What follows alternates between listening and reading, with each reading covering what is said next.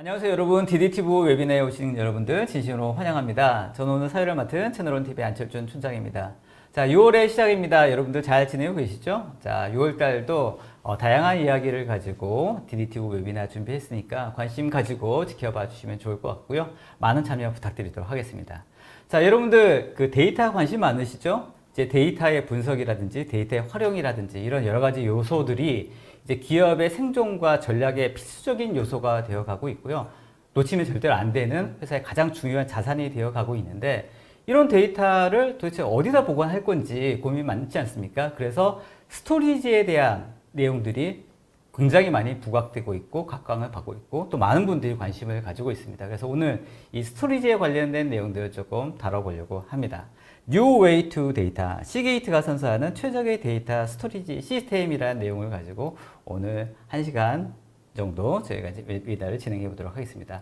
저와 함께 진행할 전문가를 소개해 드리도록 하겠습니다. 시게이트의 김정균 부장님 나오셨습니다. 안녕하세요, 부장님. 안녕하세요. 네, 소개 좀 해주시죠.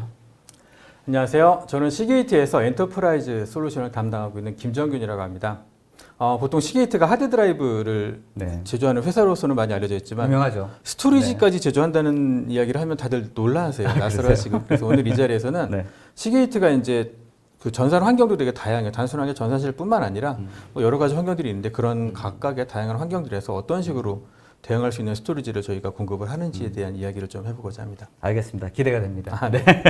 자, 오늘 이런 내용을 가지고 오늘 다뤄볼 예정으로 있고요. 관련된 내용에 대해서 아마 좋은 인사이트를 받지 않을까 싶습니다. 웨비나 진행에 앞서서 잠깐 안내 말씀을 좀 드리면 여러분들 진행하면서 댓글이라든지 또 질문들 오른편에 있는 댓글창에다 써주시면 됩니다. 그러면 담당자들이 실시간으로 최대한 빨리 답변 드릴 수 있도록 답변을 드릴 수 있도록 할 테니까요. 많이 의견 주시면 좋을 것 같습니다. 그리고 저희 이제 댓글 시스템이 살짝 바뀌었습니다.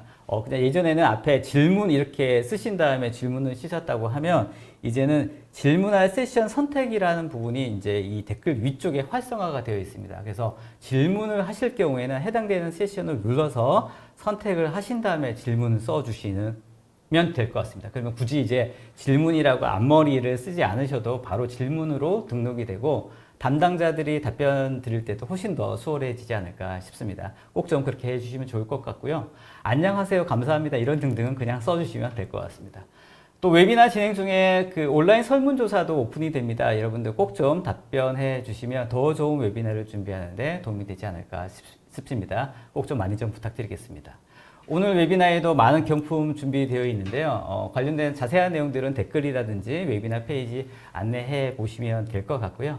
또 적극적으로 참여해 주시고 또 경품도 받으시면 좋은 기회 되시면 좋을 것 같습니다. 자, 이제 본격적으로 한번 시작해 볼까요, 부장님? 네. 네, 자 보시는 것처럼 하드드라이브입니다. SSD가 이제 출시가 되면서 이제 하드드라이브가 이제 갈 곳이 좀 없어진 게 아니냐 이런 얘기를 좀 많이 해요. 너무 빠르니까. 그래서 이제 하드드라이브는 정말 따라갈 수 없는 넘사벽 같은 그런 성능을 제공을 하는데 SSD가 이제 출시를 하면서 이제 스토리지의 어떤 생태계도 좀 많이 바뀐 것 같아요. 그래서 이제 고성능 IOPS가 필요한 데는 확실하게 이제 SSD로 대응을 하고 그렇지만 역시 또 대용량 이런 데이터들 특히 비정형 데이터들을 저장하기 위해서는 SSD로 하기에는 또 너무 비용이 많이 올라가기 때문에 하드드라이브는 이렇게 대용량 쪽으로 좀 많이 선회를 해서 하드드라이브는 고성능 하드드라이브 시장이 이제 사실상 없어졌다고 보면 될 것 같고요. 대신 대용량 쪽은 점점 커지고 있어요. 알겠습니다. 외려 이제 SSD 나오면서 하드디스크 말씀하셨던 대로 더 이상 이제 안 쓰는 거 아니야, 이제 한물 간 거 아니야라고 생각했는데 또 시대가 바뀌다 보니까 그럼요. 또 이게 또 굉장히 또 중요한 포인트가 되어 가고 있네요. 점점 용량이 커지고 있죠. 정교한 부분도 굉장히 하드디스크도 굉장히 정교하다면서요? 지금 보시는 하드드라이브가 지금 현대 하드드라이브라고 보시면 될 것 같은데 한번 상상을 한번 해보시면 비행기를 타고서 한 지면에서 1mm 정도 떠서 1mm? 1mm 떠서 이제 25초에 한 번씩 지구를 돌면서 지구의 땅 위에 나 있는 플립의 개수를 세는 정도의 정밀도를 줄여서 이제 손바닥에 올려놓으면 지금 보고 계신 하드드라이브 정도로 작동을 한다고 보시면 될 것 같아요. 말씀을 들으니까 이게 정교함이 보통이 아니네요. 그럼요. 그래서 헤드가 이제 플래터 디스크 위에서 이제 떠서 작동을 하는데 그 떠서 있는 높이가 한 5나노미터 정도. 그래요? 다른 말로 DNA 두 가닥을 이렇게 딱 겹쳐놓으면 되는 정도. 아주 가깝게 미세하게 떠서. 미세하게 떠서 작동을 해요. 엄청나게 지금 현재 나와 있는 기계장치 치고는 그 기계장치 중에서는 가장 높은 정밀도가 아닐까 싶긴 한데 저는 그것도 모르고 저 하드디스크를 매진을 막 들고 다니고 막 던지고 막. 조심해. 잡는 것도 조심해야 돼요. 근데 그 정도는 다 이제 어느 정도 다 이제 감내하는 그렇게 만들어져 있기는 해요. 알겠습니다. 근데 이제 하드 드라이브가 처음부터 이렇게 정밀했던 건 아니고요. 지금 보시는 것처럼 이제 왼쪽이 뭡니까 저게? 56년에 저 통같이 생긴 저거가 이제 처음으로 만들어졌던 하드 드라이브예요. 네, 그래서 IBM에서 만들었던 네, 발전기 같이 생기기도 했는데 완전 무거워요. 네. 지게처럼 날라야 된다고 하니까 네. 용량이 무려 5메가바이트 정도 되는 24인치짜리 디스크가 50장 들어있다고 했어요. 네. 그러니까 저거를 이제 처음에 이제 만들었죠. 근데 저거는 하드 드라이브인데 저 자체만 갖고 쓸 수가 없으니까 두 개를 갖다 놓고 얘를 쓰기 위한 컴퓨터를 하나 같이 줘요.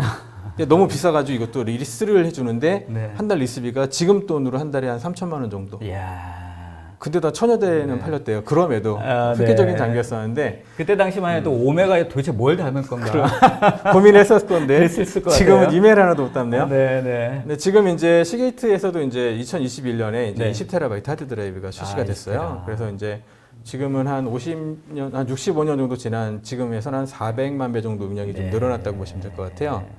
근데 저 왼쪽에 있는 하드 드라이브를 만든 분이 있을 거잖아요, 누군가. 그렇죠. 저거 만든 분이 있었는데 네. 이제 저거를 개발할 때 이제 같이 참여했던 분이 이제 앨런 슈가트라고 하는 아주 엔지니어 업계에서는 되게 유명했던 이런 분인데 이분이 저거 만들고 이제 IBM 힘들어 그 퇴사를 한 다음에 플로피 드라이브 만드는 회사를 만들었어요. 그걸 만들어서 이제 지금 우리가 썼던 예전에 썼던 그런 플로피 디스크 5.25인치나 8인치 이런 거를 저분이 개발하시고 그러니까 돌아가고 뭐 이렇게 하는 거에 대해서는 이제 많은 일가견이 있는 분이었던 것 같아요. 그러고 난 다음에 그 회사 슈가트 어소시에이션이라고 하는 회사를 제록스에 매각을 하고 떼부자가 돼가지고 회사를 차리려고 이제 했죠. 그래서 슈가트 테크놀로지라고 지으려고 그랬더니 이제 제록스가 아니 또 그렇게 비슷한 이름의 회사를 또 지면 어떡하냐. 그럼 어떻게 시게이트라고 해서 이제 그래서 이제 시게이트 테크놀로지가 됐고요. 그때부터 이제 지금까지 하드 드라이브 정설입니까?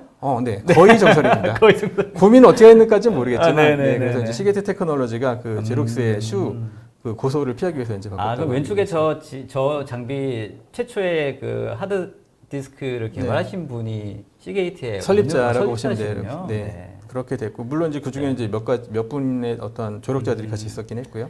야, 50년, 60년 만에 400만 배, 엄청 큰 용량이죠. 네. 그 상상도 못할 텐데. 점점 지금도 계속 발전하고 있지 않습니까? 네, 그 발전이 여전히 그렇고 있고 개발하고 있는데 거기에 대한 조금 기술적인 내용이 뒤에서 한 번 더 설명을 할 예정이고요.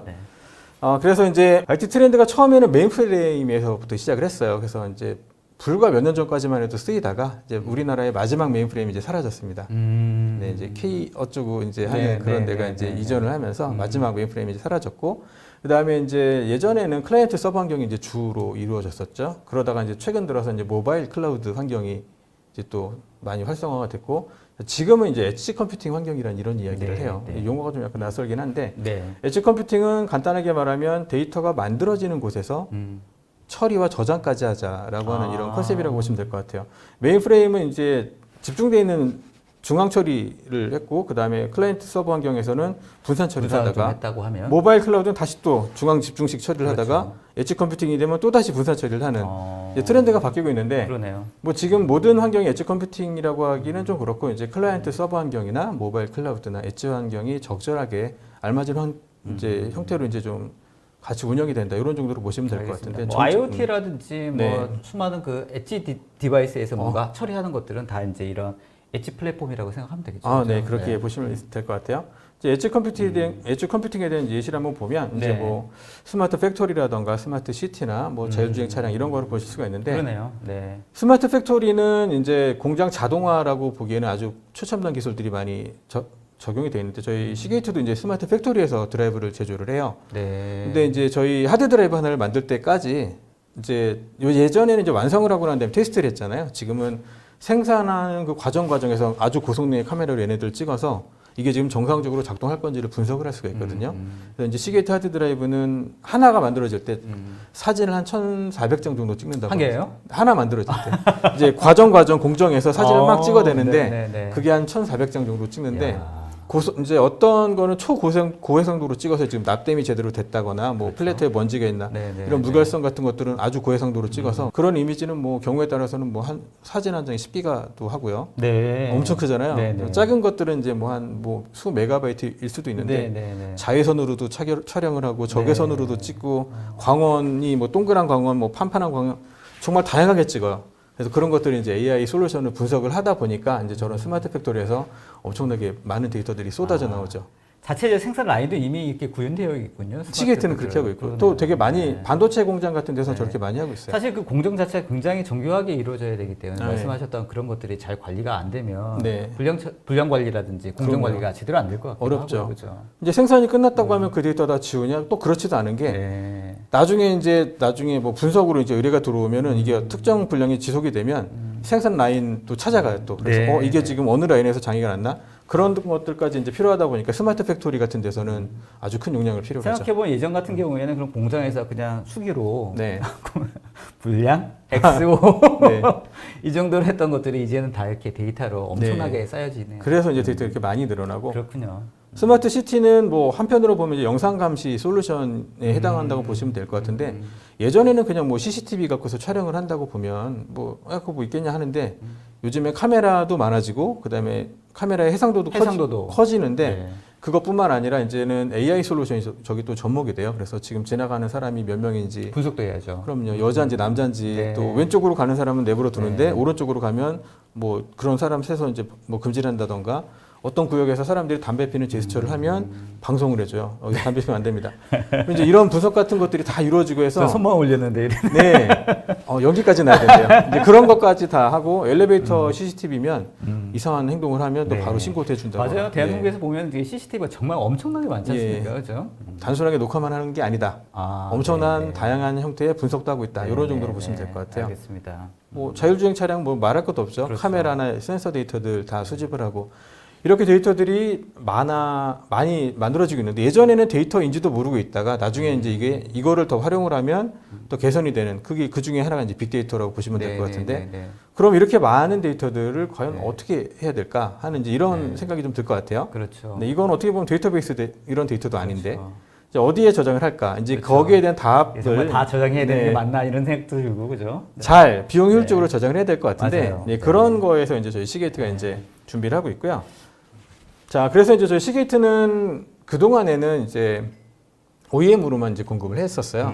그래서 이제 여러 대기업들, 네. IT 제조사들한테 그게 하드 드라이브가 됐건 스토리지가 됐건 이제 공급을 해왔고요. 그러다가 이제 시게이트가 이제 추구하는 나름의 어떤 데이터 스토리지 생태계가 있습니다. 이제 그런 것들을 위해서 시게이트 독립 브랜드로 이제 스토리지를 별도로 이제 출시를 했다고 이렇게 보시면 될 것 같아요. 네. 그래서 시게이트 스토리지 하면 좀 낯설 수 있지만 이미 다른 이름을 달고서 그동안의 고객사의 여러 전산실에서 아주 오랜 시간 동안 운영이 돼 있다. 네. 이렇게 보시면 될 것 같아요. 알겠습니다. 네, 그래서 이제 그러면 이제 간단하게 시게이트 스토리지에 대한 얘기를 잠깐 한번 해볼 건데요. 기본적으로는 이제 저장 매체 하드냐 아니면은 요즘에 각광받고 있는 SSD냐 그리고 이제 인클로저라고 하죠. 보통 이제 몇 개의 드라이브를 장착을 할 거냐 한 네, 단에 네, 네. 그리고 이제 연결을 할 때 단순하게 연결만 할 때는 뭐 이제 사스 연결해서 JBus를 꾸민다거나 아니면 레이드를 구성해야 되는 경우에는 있죠. 또 저런 네. 레이드 컨트롤러를 장착을 네. 하고 아니면 이제 저기 연산용 모듈 뒤에다가 특수하게 만들어진 어떤 X86 서버를 장착을 하게 되면 그때는 이제 완전하게 소프트웨어 디파인 스토리지를 위한 플랫폼으로 변할 수가 있어요. 네네네. 네, 그래서 이제 여기에 대한 얘기도 이제 뒤에서 한번 할 거고요. 알겠습니다. 그러니까 소프트웨어 디파인드 스토리지는 뭐 최근 굉장히 각광받고 있고 네. 이제 어떻게 구현해야 될지 여러 가지 어플리케이션도 다양하게 나와 네. 있는데 그런 환경에서 또 이제 이런 하드디스크의 어떤 이런 솔루션들이 또 부각이 되고 있는 부분이 분명히 있는 것 같아요. 아, 그죠? 그럼요. 네. 이제 그래서 네. 예전에는 하드웨어로 구현했던 이런 네. 여러 가지 기능들이 이제는 소프트웨어 기능으로 많은 부분이 대체가 되고 있습니다. 네. 이제 그건 또 뒤에서 한번 다시 한번 얘기를 한번 해보고요. 알겠습니다. 네. 네, 그래서 이제 그림이 조금 이제 낯설 수가 있어서 한번 요약을 한번 해보면 네. 지금 저희 시게이트는 SSD를 장착한 아니면 SSD 단품 드라이브를 나이트로라는 이제 이름으로 사용을 하고 있어요. 그래서 이제 SSD를 전부 장착한 스토리지는 이제 나이트로라고 보시면 될 것 같고요. 올플래시 어레이죠. 네, 그다음에 네, 이제 엑소스라는 이름 녹색으로 되어 있는 것들이 이제 하드 드라이브를 장착한 스토리지라고 보시면 될 것 네, 같고요. 네, 네. 그래서 뭐 한 단에 투유 인클로저에 뭐 24개짜리 고성능 하드 드라이브를 장착을 하거나 아니면 12개짜리 대용량 하드 드라이브를 장착을 하거나 아니면 그거보다 더 높은 저장 밀도가 필요하면 뭐 한 단에 84개나 106개짜리 네. 저런 인클로저를 장착을 할 수가 있는데 저 이제 이런 인클로저에다가 레이드를 구현을 해야 된다. 그리고 그렇죠. 여러 대의 서버에다가 이제 그 볼륨을 나눠줘야 된다. 이럴 때는 저기 보시는 X라는 키워드를 써서 네, 이제 레이드 컨트롤러를 장착을 할 수도 있고요. 네. 아니면 JBOS을 단순하게 그냥 연결만 하는 경우, 아니면 소프트웨어 디파인 스토리지에 저장소를 구현을 할 때는 JBOS로도 충분하니까 그럴 때는 이제 저 IO 모듈을 장착을 하게 되고요. 네. 근데 이제 그런 소프트웨어 디파인 환경을 만들 때 아예 그거를 하나의 어떤 만들어진 인클로저를 통째로 컨버지드 인프라를 만들 때는 아예 스토리지에다가 저렇게 엑스팔로 서버를 장착을 하고 그 위에다가 이제 솔루션을 얹을 수가 있게 되겠죠. 네, 그래서 지금 보시면 이제 어떤 그 환경이나 성능이나 용량에 따라서 이제 다양한 옵션들을 같이 선택을 할 수 있다고 보시면 될 것 알겠습니다. 같아요. 실제로 그러면 사용자분들의 상황에 맞춰서 네. 다양한 이런 옵션이라고 해야 되나요? 다양한 네. 이렇게 솔루션들이 가능한 것 같은데 네.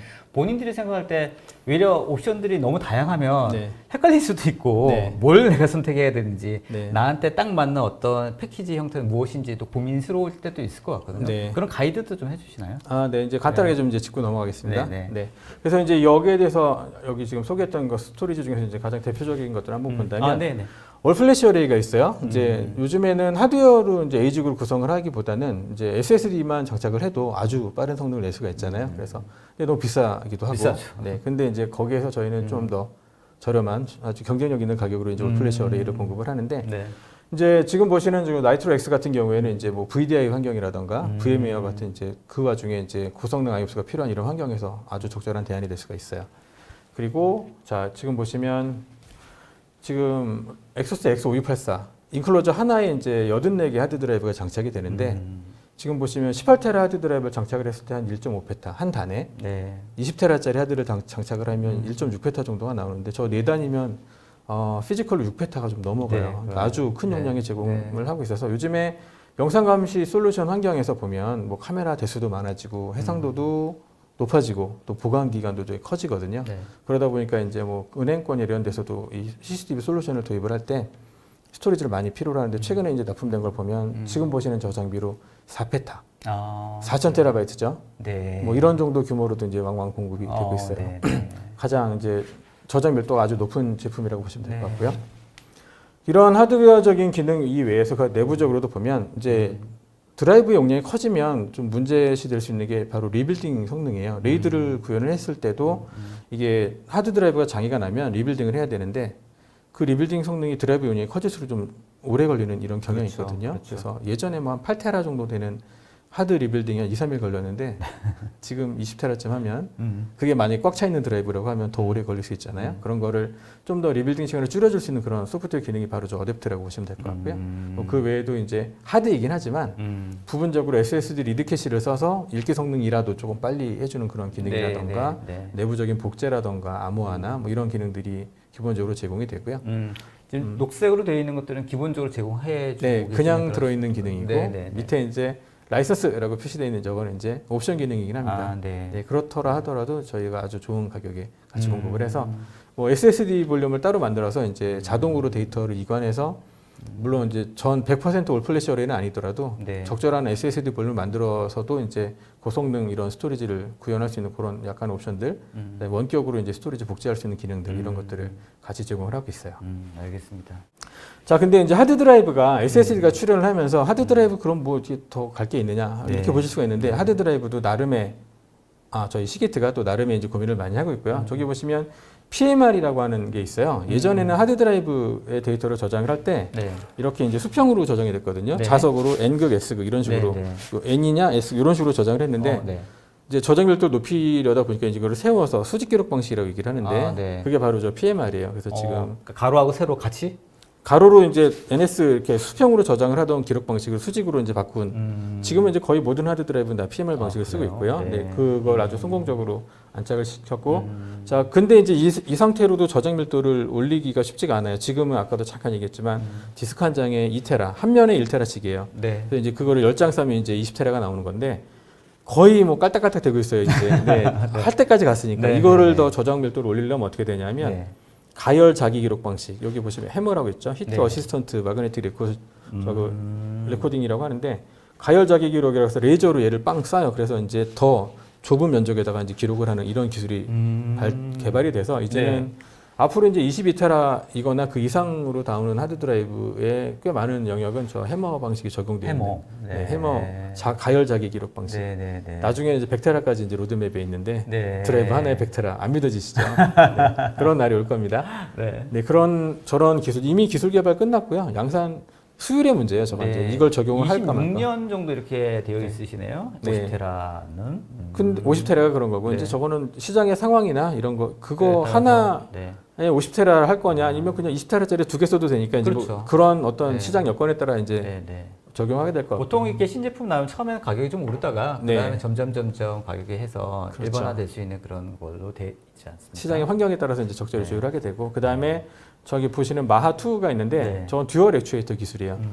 아까 드라이브를 디스크를 이제 10장을 쌓으면 헤드가 20개가 나오거든요. 맞아요. 20개가 나오면 이제 이게 한꺼번에 움직입니다. 네. 마치 2인 삼각하는 것이 한꺼번에 움직이고 저는 처음에는 저 디스크가 많아지면 동시에 헤드가 쓰는 줄 알았어요. 그렇지 않고 하드 드라이브에서 어느 한 시점에는 한 헤드만 작동을 해요. 아, 동시에는 하나만? 하나만. 네. 그러면 이제 이게 늘 같이 움직이긴 하지만 이제 하나만 작동을 하는 거니까 드라이브 저 디스크가 10개이건 뭐 하나이건 2개이건 다 똑같은 거죠. 상황이. 네네, 그렇게 작동을 네네, 하는데 네.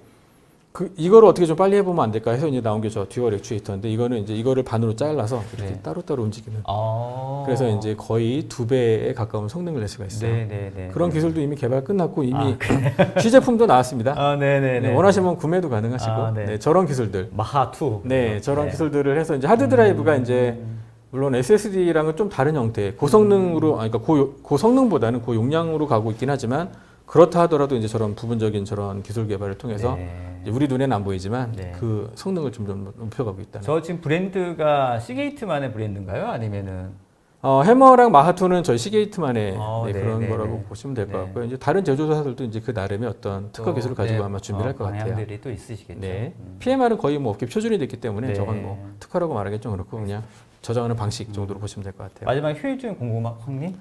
네, 이제 시게이트가 이제는 저 레이드 스토리지에 들어가는 그 칩셋까지도 디자인을 했어요. 그러세요? 그렇게 해갖고 네. 이제 아예 그냥 저장 매체인 하드 드라이브부터 그 레이드 컨트롤러에 들어가는 에이직 칩셋, 그 다음에 전체 인클로저까지 하나부터 열까지 완전히 다 제조를 하고 있습니다. 네. 그래서 네, 제반 그렇게 보시면 될 소프트웨어까지 것 같아요. 개발하시고 네. 말 그대로 스토리지 솔루션 업체가 이제 네. 되어 가고 있는 과정이네요. 완전히 이제 다 생산한다 이렇게 보시면 될 것 같아요. 그러네요. 네. 네, 이제 그렇게 해서 이제 출시를 한 스토리지가 이제 네. 지금 보시는 코볼트인데요.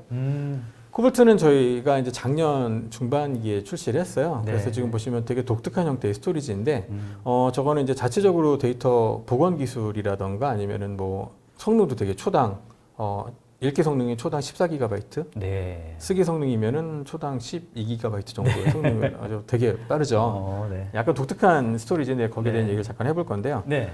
지금 보시면 이제 하드 드라이브가 이거는 4U 인클로저 안에 106개가 장착이 돼요. 그러면 이제 혹자들은 이럴 수 있어요. 아니 하드 드라이브 106개 장착한 게 뭐 대단한 일이냐. 네. 뭐 100개가 아니라 20개라도 꽂을 수 있지. 네. 200개라도. 네, 200개라도 뭐 할 수 있는데 심지어 저도 예전에 그렇게 생각을 했었는데 네. 나중에 알고 보니까 꼭 그렇지만은 않은 게 하드 드라이브가 작동을 하는 데 있어서 가장 위험 요소는 진동이랑 열입니다. 근데 얘가 혼자서만 작동을 할 때는 별 문제가 없어요. 네. 뭐 두어 개도 괜찮고 근데 네.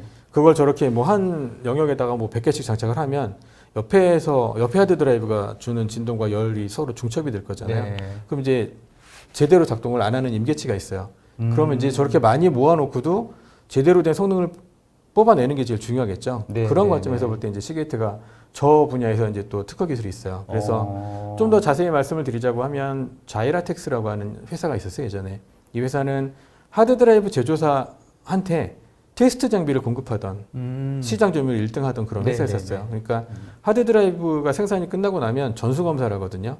다 꽂아 놓은 다음에 이제 다 네. 완전히 뭐 되게 오랜 기간 동안 이제 테스트를 하는데 그걸 뭐 한두 개씩 꽂아 놓지는 않을 거잖아요. 그렇죠. 수백 개 꽂아 놓고 네. 이제 하는데 네. 아까도 잠깐 얘기했던 것처럼 여러 개가 꽂혀지면 동시에 네. 그러면 간섭이 일어나면 제대로 작동 안 할 거잖아요. 엄청 정상인데 불량으로 보일 수도 있고 네, 성능이 제대로 안 나올 보일 수도 있고 하니까 그렇죠. 그런 거를 다 극복을 하면서 만든 그 테스트 장비 네. 그거에 대한 특허 기술을 갖고 있는 회사가 자이라텍스인데 시게이트가 그 자이라텍스 인수를 했어요. 네. 그래서 지금 시게이트가 만들어내는 저 고용량 스토리지 인클로저는 이 자이라텍스 기술이라고 보시면 될 것 같고요. 네. 당시에 그냥 시장 점유를 1등으로 공급하던 업체 그 기술이 그대로 왔다고 보시면 될 것 같아요. 네. 네. 네. 저기 보시면 앞에 보시면 약간 드라이브가 사이에 틈이 있잖아요. 네, 저 사이로 보이네요. 공기가 흐르는 틈이 있어요. 아. 그래서 이제 뭐 냉각을 효율적으로 해준다던가, 열 관리라든지 네, 이런 그런 것들도. 거라던가 옆에서 오는 진동 같은 것들을 내부적으로 상쇄시킬 수 있는 그런 디자인이 돼 있어요. 그러니까 기본적으로는 이런 데이터 센터라든지 이런 것들이 뭐 용량이라든지 이런 것도 있지만 네. 열 관리라든지 네. 여러 가지 관리도 많이 해야 되는데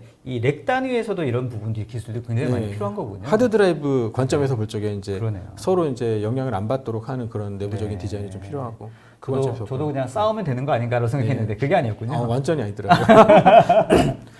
지금 보시면 자가치유 드라이브 기술이라는 게 있는데 이제 네. ADR이라는 얘기를 하죠. 하드 드라이브가 아까 디스크를 10장 얘기했었는데 그 안에서 이제 그 안에가 100% 무결하지 않거든요. 경우에 따라서는 아주 작은 먼지가 날아다닐 수도 그럴 수도 있고 있죠. 물론 그걸 걸러주는 시스템이 있긴 한데 그런 먼지가 잘못해서 앉으면 그 영역은 데이터 접근이 안 될 거예요. 네. 아니면 뭐 하다가 뭐 특정 헤드가 하나가 망가질 수도 있고 작동 안 할 수 있는데 그럴 때 그동안의 스토리지는 그러면 하드 드라이브가 통째로 그냥 장애 이제 이런 식으로 장애로 여겨졌었는데 지금 코볼트 같은 경우에는 그러면 그 영역만 빼고 나머지 하드 드라이브를 동작을 시킬 수 있는 그런 기술이 들어있어요.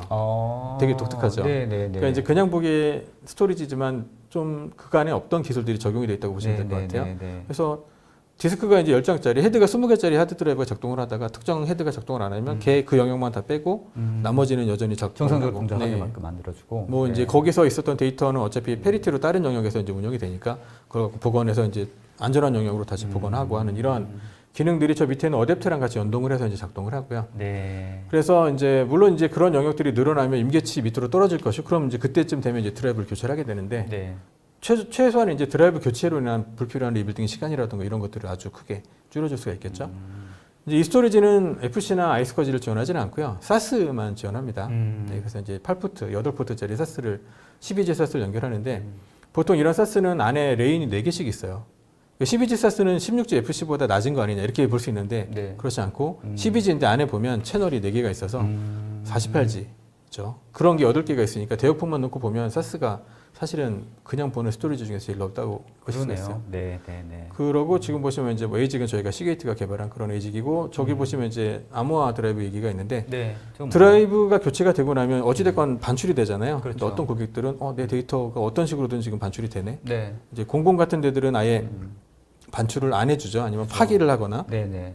그런데 지금 여기에는 자체적으로 암호화된 드라이브가 기본적으로 장착이 돼 있어서 그래서 이제 뭐 가져가 봐야 복원이 안 되면 암호화가 돼 있는 네, 그런 네. 드라이브 기술이 좀 있어요. 하드 드라이브 자체에 그런 보안이 암호화 드라이브가 들어가 돼 있어요. 있군요. 이제 두 가지 독특한 게 있는데 네. 이 스토리지는 뭐 이건 나 이 코볼트 뭐 10테라만 100테라만 할게요가 아니라 그냥 106개 만땅인 채로 네. 그렇게만 공급이 돼요. 그러니까 이제 이거는 1.9페타를 하시겠습니까? 2.1페타를 하시겠습니까? 선택은 두 가지. 18테라이거나 20테라이거나 그 정도고 연결 방식은 사스로만 되는 네. 약간 독특한 형태의 네.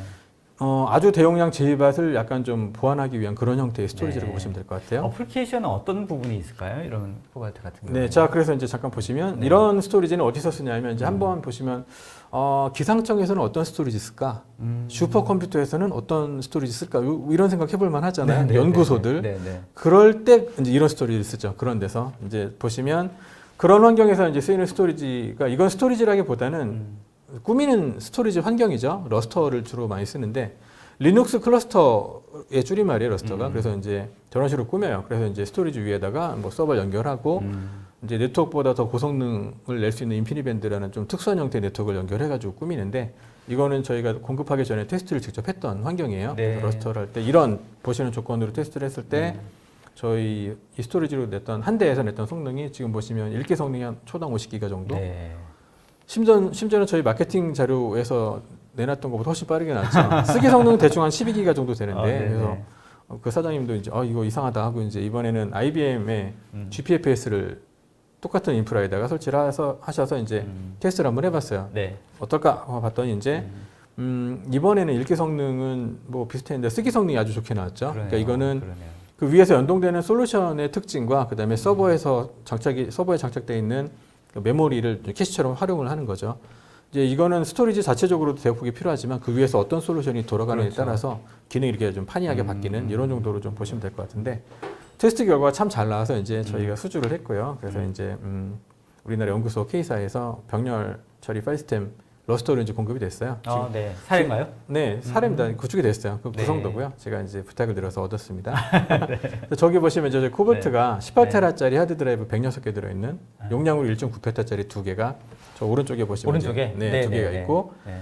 그 위에 이제 OSS 서버는 그 스토리지를 관리하는 그 서버라고 보시면 될 것 같고요. 그 위에는 보시면 저 위에 MDT라고 적혀 있죠. 메타데이터 스토리지인데 러스터는 이제 메타데이터를 관리하는 영역이 따로 있어요. 서버도 네. 따로 있고 올플래시 어레이로 이제 공급이 됐어요. 저 그림에 보이는 맨 오른쪽에 저 세 대가 저희 시게이트 스토리지라고 보시면 될 것 같고요. 네.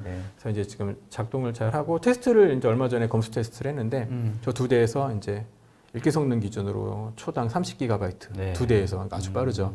이런 스토리지들이 이제 이거는 스토리지 단품은 아니지만 저런 스토리지 환경이 슈퍼컴퓨터나 이런 연구소 같은 데서 이제 쓰이고 있어요. 네. 그런 정도로 보시면 될 것 같고 이것도 일종 소프트웨어 디파인 스토리지라고 말하기에 조금 애매할 수 있지만 상당히 많은 부분 이제 소프트웨어로 이제 구현이 됐죠. 네. 저런 러스터라고 하는 파일 시스템을 이제 같이 이제 탑재를 해가지고 이제 전체적인 스토리지 환경을 제공을 한 거니까요.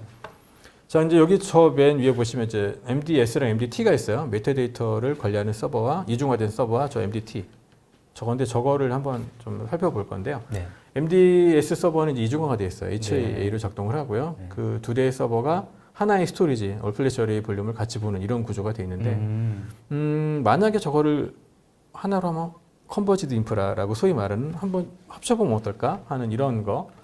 지금 보시면 저렇게 저 서버를 만약에 스토리지 하나로 이렇게 네. 저렇게 합쳐보면 네. 자 그럼 이게 왜 이럴까 하는데 저도 궁금했거든. 물어보니까 전산실에서 이제 같은 기능을 한다면 유닛 수가 더 적은 거, 더 작은 거, 전력이 더 적게 먹는 네, 거가 네, 요즘에 네, 그린 네. IT 같은 이런 네, 것들 네. 때문에 훨씬 더 높고 네. 제품의 어떤 HA를 구성하는 부품 수가 더 적어지면서 장애율도 떨어지고 하는 이런 여러 가지 장점들이 있기 때문에 요즘에는 저렇게 컨버지드 인프라를 많이들 제조사들이 구현하고 있는데 네. 저희 시게이트가 이제 이런 환경을 위해서 이제 저희가 아까 맨 처음에 보셨던 그 컨트롤러 얘기를 잠깐 했었거든요. 맞아요. 그 AP 플랫폼에 대한 이야기인데 지금 보시는 것처럼 이제 AP라고 어플리케이션 플랫폼이라는 그런 특수한 형태의 컨트롤러 저희가 이제 제공을 합니다. 저거는 아주 작은 형태로 구현이 돼 있는 일종의 블레이드 서버 같은 그런 거예요. 그래서 저 블레이드 서버가 이제 두 개가 스토리지 인클로즈에 장착이 된다고 보시면 될 것 같고요. 저기 보시면 뭐 12베이짜리나 24베이짜리 아니면 84베이짜리에 저걸 장착을 하고 나면 소프트웨어 디파인드 스토리지를 위한 딱 하나의 파이트박스 같은 인프라 플랫폼이 된다고 보시면 될 것 같아요. 네. 그러면 앞에 스토리지 영역은 JBus로 이제 액세스가 되고요. 네. 뒤에 이제 이중화로 구현되어 있는 저 하드웨어 X86 서버에다가 이제 솔루션을 탑재를 하게 되면 저 자체가 이제 하나의 또 다른 형태의 어떤 솔루션으로 작동을 하게 되겠죠. 네, 저 네, 위에다가 네. NAS를 올리게 되면 NAS로 작동을 할 것이고 네. 오브젝트 소프트웨어를 올리면 오브젝트 스토리지로 작동을 할 것이고 뭐 원한다면 러스터를 올리게 되면 러스터 MDS 서버가 되겠죠. 말씀 들어보니까 어떤 스토리지 플랫폼 같은 역할을 하는 거예요. 네, 그렇죠. 그래서 저거는 앞서서 보셨던 블록 스토리지는 연결하면 어찌됐건 개인 사용자도 심지어 쓸 수가 있는데 지금 보시는 저 AP 플랫폼 같은 경우에는 이제 솔루션을 탑재했을 때 그 가치가 확 늘어나는 반면 그렇죠. 그 자체만으로는 사실 딱히 있을 데가 없죠. 그래서 이제 요즘에는 이제 소프트웨어 디파인 스토리지라는 이름으로 이제 되게 다양한 솔루션들이 많이 출시가 되고 있거든요. 맞아요. 그런 것들을 탑재하기 위한 아주 좋은 네. 파이트박스 정도로 보시면 될 것 같아요. 저 컨트롤러에서 한번 열어보면 저런 식으로 이제 보면 CPU랑, 네, CPU랑 메모리랑 OS를 탑재하기 위한 저 NVMe SSD 영역이 있어요. 네. 그리고 이제 기본적으로는 25G 네트워크 포트를 두 개를 이제 온보드로 제공을 하는데 네. 거기에 더해서 듀얼 포트짜리 100G라던가 뭐 인피니밴드라던가 FC 같은 그런 추가 인터페이스를 장착할 수 있는 포트 아니죠 슬롯이 이제 두 개가 같이 다음에 공급이 웨비나 하실 때는 저거 한번 실물로 한번 가져오시는 것도 재밌을 것 같습니다. 네. 저희가 이제 발주 내놨는데 오게 되면 한번 이제 보여드리는 자리가 있으면 좋을 것 같아요. 그래서 이제 실제로 까보면 저런 정도의 모양새를 갖고 있고요. 네. 그래서 이제 티어가 있어요. 이거는 이제 그냥 CPU 사양이라던가 메모리 아니면 인터페이스 종류에 따라서 이제 저런 정도로 티어들이 있다고 보시면 될 것 같고요. 그래서 이제 앞에 있는 드라이브 영역을 두 대 그 노드가 AP 노드가 같이 볼 거냐 HA 구성으로 아니면 따로 볼 거냐에 따라서 지금 보시는 것처럼 따로 볼 거냐. 네, 그래서 네, 이제 네. 각각의 이런 경우에 이제 싱크를 맞출 때는 이제 위에 솔루션에서 네, 맞춰줘야겠죠. 네, 이렇게 네, 이제 네, 구성을 할 수가 있어요. 네. 자, 그러면 이제 여기까지만 해도 이제 보편적인 스토리지였는데 네. 그럼 시게이트가 왜 시게이트라는 이름으로 스토리지를 냈느냐 할 때 사실은 저 라이브를 위해서 냈다고 보시면 될 것 같고요. 앞서 보셨던 모든 것들은 라이브를 떠받치는 어떤 인프라 기둥 같은 거라고 보시면 될 것 같아요. 그래서 이제 오늘 여기 이 자리에서는 저 라이브에 대한 이야기를 또 간단하게 좀 언급할 알겠습니다. 건데. 라이브인데 LY네요. 네, 라이브입니다. 네. 그래서 라이브는 크게 이제 라이브 모바일이라고 해서 이제 이동형 저장 서비스예요. 저거는 이제 구매라는 건 아니고 내가 지금 만들어지는 데이터를 뭐 그게 월 단위로 몇 테라를 만들어지는 걸 옮길 거냐, SSD로 옮길 거냐, 하드로 옮길 거냐 네. 선택을 해서 이제 월 단위 과금을 하는 데이터 이동형 서비스 정도 네네. 이해를 하시면 서비스인데 저런 하드웨어의 인프라도 제공해 주는 네, 서비스. 같이 드리고 해지하면 다시 가져오고 아, 네네. 네, 그런 정도라고 보시면 이게 됩니다. 라이브 모바일이고. 네, 라이브 모바일이고 라이브 렉은 네. 오브젝트 스토리지입니다. 비정형 아, 데이터를 네네. 위한 네네. 오브젝트 네네. 스토리지고 그다음에 라이브 클라우드가 있어요. 네. 그거는 클라우드 스토리지 서비스입니다. 아, 그래요? 네, 클라우드 시게이트가- 서비스도 하세요? 아, 네, 하고 있습니다. 네. 네, 그래서 거기에 대한 이야기를 간단히 좀 언급을 해볼 거예요. 네, 네. 그래서 라이브 모바일은 이동용 저장소의 데이터 서비스입니다. 이동용 서비스. 그래서 이제 뭐 차량에서 만들어지는 데이터들, 뭐 연구소 차량이나 이런 데이터들을 예전에는 USB, 뭐 SSD 같은 데다가 여러 개 담아놓고 하나씩 바꿔가면서 하고 그랬는데 이제 그런 환경에서 선박에서 만들어지는 데이터들, 뭐 이런 네. 거 차량 아니면 뭐 여기저기 그렇죠. 그런 데서 만들어지는 데이터들 아니면 뭐 방송국인데 네. 방송국이 뭐 프로들이 막 개편이 막 되잖아요. 네. 그럴 때 보면 그런 프로들이 뭐 카메라 요즘에 4K 카메라 막 찍어대고 하면 메모리 카드 막 나오는데 그런 거 그렇죠. 어디다 저장하겠어요? 그렇죠. 근데 그런 프로가 뭐 천년만년 하는 것도 아니고 시즌 끝나면 없어져요. 맞아요. 거기 스토리지 살기도 애매하고 네. 그럴 때 아주 적합한 아. 정도의 스토리지라고 보시면 될 것 네, 같아요. 네, 그래서 뭐 기본적으로 셔틀이라고 해서 이제 드라이브 좀 저용량, 그러니까 낮은 용량으로 되는 그런 뭐 SSD냐 아니면은 하드 기반으로 된 셔틀, 기본적으로 저 지금 솔루션들은 다 이제 이동형인 거죠? 네, 모바일입니다. 그래서 그리고 이제 어레이는 더 큰 용량으로 제공할 때 네, 거의 네, 이제 네. 100테라에 육박하는 정도 용량을 제공을 하고요. 테라, 네. 근데 얘네들을 갖고서 어디엔가 장착을 해서 복사를 해야 될 거잖아요. 그렇죠. 오른쪽에 보이는 그 리시버는 이제 갖고 가서 꽂아 넣는 아, 네. 독이죠. 네, 네, 그래서 네. 이제 뭐 그거가 맨 왼쪽에 보이는 셔틀은 저 맨 오른쪽에 있는 저 어댑터나 마운트 차량에다가 뭐 굴러다니면 안 되니까 네. 이제 탁 이제 안착시키는 그런 정도. 네네네. 저 리시버 같은 경우는 렉에다가 장착을 해서 이제 촥 가서 꽂자마자 이제 데이터를 당겨가는 그런 정도의 네. 장치라고 보시면 될 것 같아요. 그럼 이제 복사한 데이터를 관리를 해야 될 거잖아요. 그렇죠. 어디엔가 저장을 해야 될 텐데 네네. 이제 이건 기본적으로 이런 비정형 데이터는 가장 효율적으로 저장하는 거는 사실은 오브젝트 스토리지 저장하는 네. 거거든요. 그 오브젝트 스토리지가 만약에 클라우드에 있다고 하면 그게 바로 이제 소위 말하는 S3 솔루션 같은 그런 것들이 될 것 같고요. 네. 지금 보시는 저 오케스트레이션 서비스가 있습니다. 웹 서비스가 있어요. 그래서 저 셔틀에서 이제 저 웹 서비스를 통해 가지고 이걸 어디로 전송을 할 거냐를 네. 제어를 할 수가 있습니다. 네, 아주 쉽게 네, 돼 있어요. 네. 그리고 이제 잠깐 얘기가 나왔던 것처럼 이제 라이브 렉이라고 해서 이름이 조금 독특하긴 한데 네, 오브젝트 네. 스토리지예요. 그래서 오브젝트 스토리지는 비정형 이거 오브젝트 스토리지는 간단하게 말하면 인터넷에 바로 연결이 가능한 이론적으로 무제한적으로 확장이 가능한 형태의 스토리지이거든요. 그래서 요즘처럼 이런 모바일 환경인 경우에는 예전에는 뭐 데이터를 접근할 때 뭐 웹서버, 와스 서버, DB 이렇게 여러 가지 티어를 가지고 그런 웹 서비스를 했는데 지금은 모바일에서 바로 스토리지로 바로 접속해서 데이터를 땡겨갈 수가 있어요. 그래서 뭐 요즘에 넷플릭스라던가 네. 그런 큰 데이터가 있는 뭐 그런 모든 콘텐츠는 다 저런 형태의 스토리지에 저장이 됐다고 보시면 될 것 같고요. 기본적으로 OTT 서비스는 다 이런 형태로 운영이 되고 있다 생각하면 되겠네요. 네, 페이스북도 마찬가지고요. 그렇죠. 가장 대표적인 요즘에 나온 소프트웨어 디파인 스토리지 하나라고 보시면 될 것 같아요. 네. 그래서 저 오브젝트 스토리지는 사실 물리적으로는 보면 JBAS에 X86 서버 그냥 한두 대가 연결이 돼 있어요. 네. 그래서 이제 그러면 X86 서버가 제공하지 못하는 안정성 어떻게 구현할 거냐? 그럼 이제 그렇죠. 이 세트를 네. 여러 개를 놓죠. 네. 그래서 이제 여러 대의 클러스터들이 한꺼번에 낼 수 있는 그런 데서 얻을 수 있는 가용성을 가지고 이제 오브젝트 스토리지가 안정성을 추구를 하게 되고요. 그 저장소 이외의 나머지 모든 것들은 오브젝트 스토리지 소프트웨어에서 다 제어를 하게 돼요. 그래서 이런 데에서는 레이드도 사용하지 않고 네. 소프트웨어적으로 레이드를 구현할 수 있는 예컨대 이레이저 코딩 같은 특수한 형태의 어떤 데이터 보호 방안이 있어서 저거는 위에 있는 뭐 서버 노드가 장애가 나던 아니면 저 클러스터 통째로 주저앉아도 데이터는 여전히 유지가 되는 형태의 좀 독특한 형태의 네. 디자인을 갖고 있어요. 자, 이제 그리고 이런 오브젝트 스토리지를 만약에 인터넷에 올리게 되면 이제 그게 바로 이제 클라우드 스토리지 서비스가 되고요. 지금 보시면 이제 라이브 클라우드라는 저희가 시게이트가 이제 이미 출시를 한 클라우드 스토리지라고 보시면 될 것 같고요. 네. 그래서 이제 클라우드는 뭐 프라이빗 클라우드로 사용자가 이제 자기 로컬 전사실에 따로 꾸밀 수도 있고 아니면 퍼블릭 클라우드 서비스들이 많죠. 이제 네, 그런 맞죠. 거를 쓸 수도 있는데 저희는 오로지 스토리지 저장 서비스의 관점에서만 이제 저랑 그러니까 저장소만 있는 거죠. 네. 저런 데는 이제 컴퓨팅도 같이 제공을 하잖아요. 네, 맞아요. 근데 저희는 이제 저장소만 순수하게 순수하게 네, 저장소만 네, 제공을 한다고 보시면 될 것 같아요. 그럼 그게 무슨 의미가 있겠냐? 네. 컴퓨팅이 있어야 클라우드 아니냐라고 네, 얘기하실 네, 수가 네, 있는데, 네, 네. 자 한번 보시면 이제 보편적인 형태의 인터넷 클라우드 스토리지 서비스를 한번 보시면 될 것 같아요. 여러 가지 티어들이 있어요. 그래서 이제 뭐 접근 빈도라든가 이런 거에 따라서 가격이 좀 나눠져 있는데, 뭐 가장 주류 업체가 만들어 놓은 대체적으로 비슷하거든요. 금액은 약간씩 차이가 있을 수 있지만 비슷해요. 저렇게 뭐 용량당 얼마, 한 달 사용료 얼마 이렇게 하는데 이게 다가 아니고 사실은 뭐 검색 비용, 명령어를 쓸 때도 사실은 과금이 되거든요. 네, 그러니까 네, 이제 네, 네. 예측을 하는 게 정말 써봐야지 알 수 있는 거지. 맞아요. 사실은 뭘 네, 네. 다운로드를 받아도 사실은 과금이 되고, 그렇죠. 네, 이걸 만약에 나 이거 안 쓰려면 통째로 내려받을 때는 네. 이 내려받는 요금이 너무 많으니까 이제 사실은 그것도 마음대로 못하는 경우도 생길 수 있고, 그런 관점에서 볼 때 저희 시게이트 라이브 클라우드는 저장 용량 딱 그걸로만 제어하고 나머지는 다 포함이 되어 있는 조금 독특하죠. 네, 네, 그러네요. 이런 형태의 라이브 네. 저 클라우드 스토리지 서비스라고 네. 보시면 될 것 같아요. 네.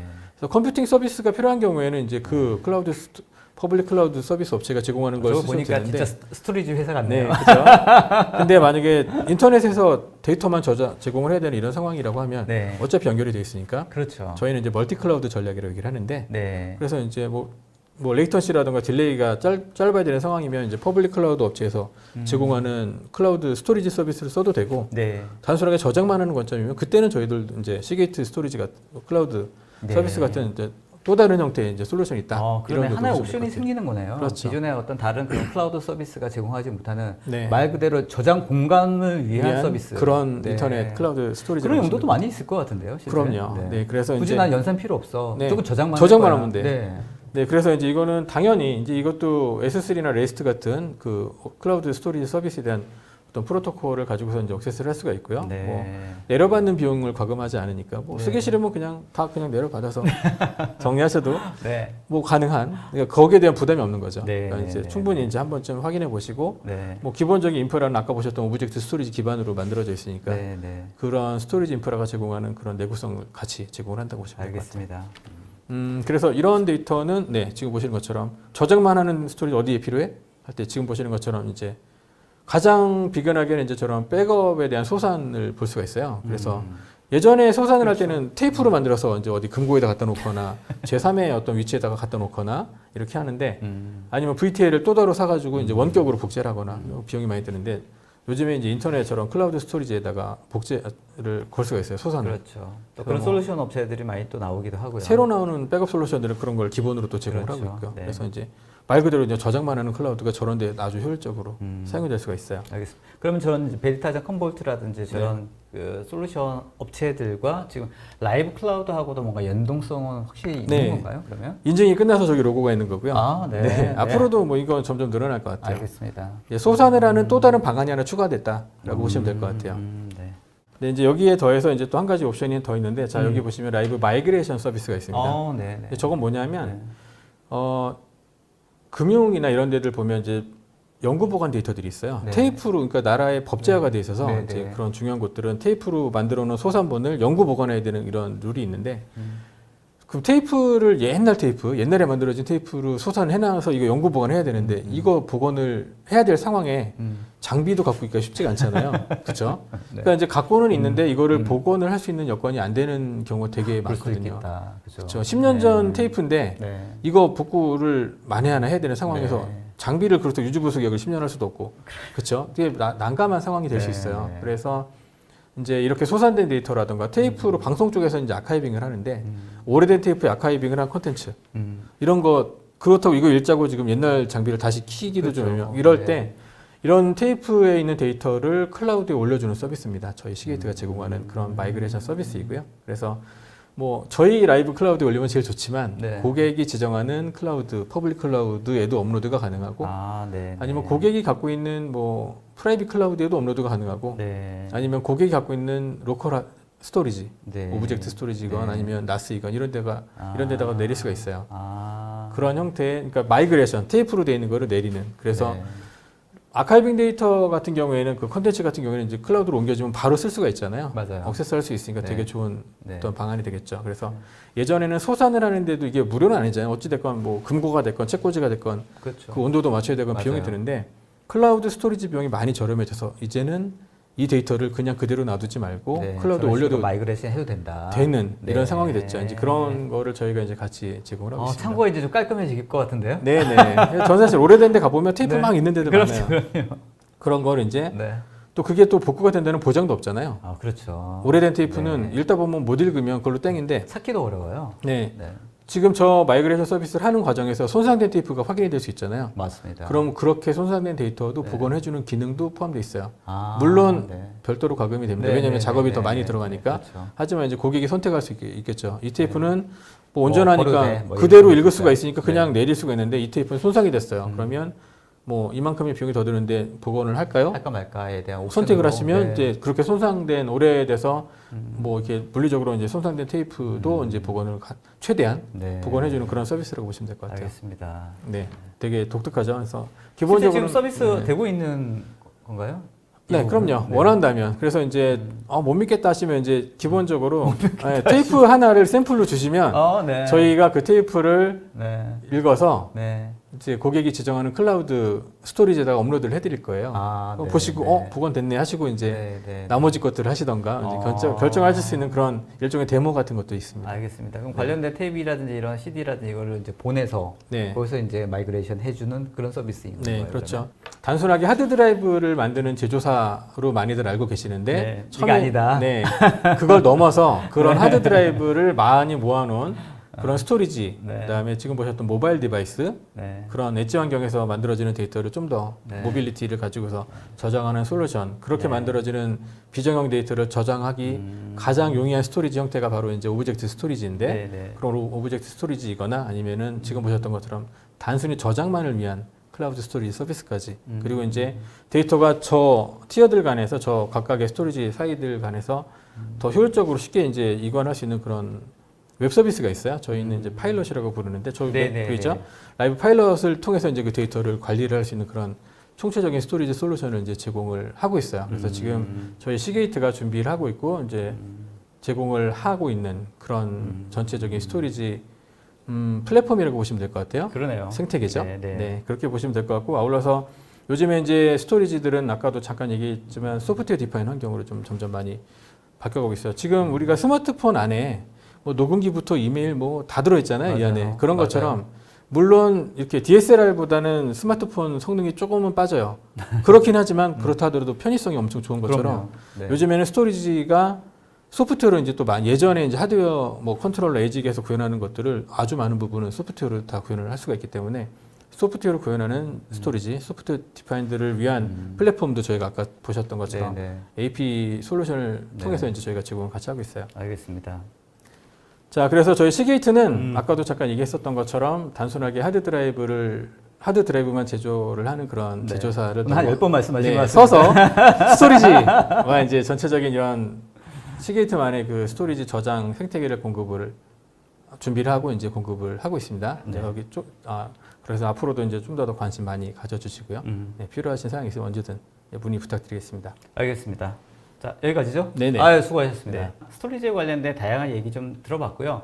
여러분들이 현장에서 여러 가지 인프라든지 데이터라든지 이런 부분들을 관리를 하고 또 저장하고 여러 가지 고민이 있으실 때 스토리지에 관련된 부분에 대해서는 좀 자문을 꽂거나 아이디어를 얻을 수 있는 좋은 솔루션 또 업체가 아닐까 생각이 듭니다. 궁금한 거 있으면 언제든지 우리 부장님께 연락 주시면 될 것 같고 문의서로 연락해 주시면 좋을 것 같습니다. 자, 오늘도 많은 의견들 감사하고 질문들 감사합니다. 답변들 최대한 실시간으로 들을 수 있도록 노력했는데요. 미처 답변 드리지 못한 내용들은 저희가 정리를 해서 개별적으로 다 연락드릴 수 있도록 하겠습니다. 기다려 주셔도 좋을 것 같고요.